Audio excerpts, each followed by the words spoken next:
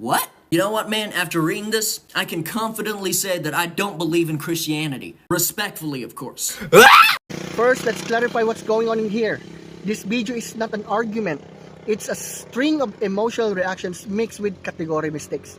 It assumes that if something sounds shocking, then Christianity must be false. But that's not how truth works. Number one, the claim that God allegedly killed babies or God is immoral. But this objection assumes a standard of morality above God.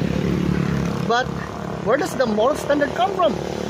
If atheism is true, then morality is subjective, just human opinion. But if God exists, then God is the grounding of moral value, not subject to it. And then God is the giver of life. Taking life is not immoral for God the way it is for humans.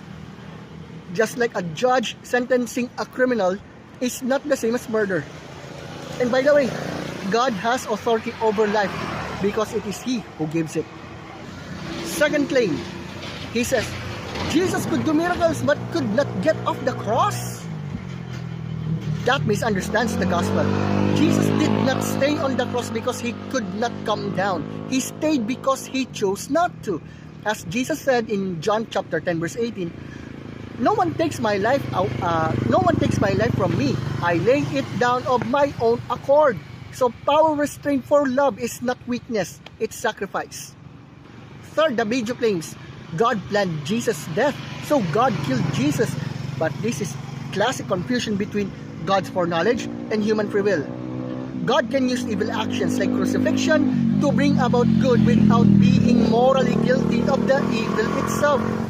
Same way a doctor uses a painful surgery to save a life. Another claim like slavery, women, Old Testament violence.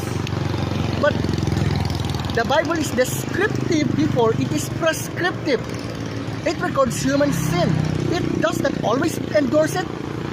In fact, Christianity is what ultimately ended slavery, elevated women, and grounded human rights because all people are made in God's image. According to the said video, everything is God's plan, so free will is fake, but that's the wrong dichotomy. God's sovereignty and human freedom are not mutually exclusive. You freely choose, and God knows what you will choose. Knowledge does not cause actions. And also, the said video said, Lucifer is not mentioned.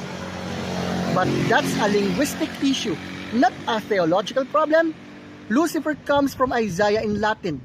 Satan is clearly taught throughout the Bible. Now, calling the Bible dangerous while borrowing moral outrage from the Bible's worldview is self-defeating. If there's no God, no outrage is justified. But if God exists, then the question is this: why is God merciful at all?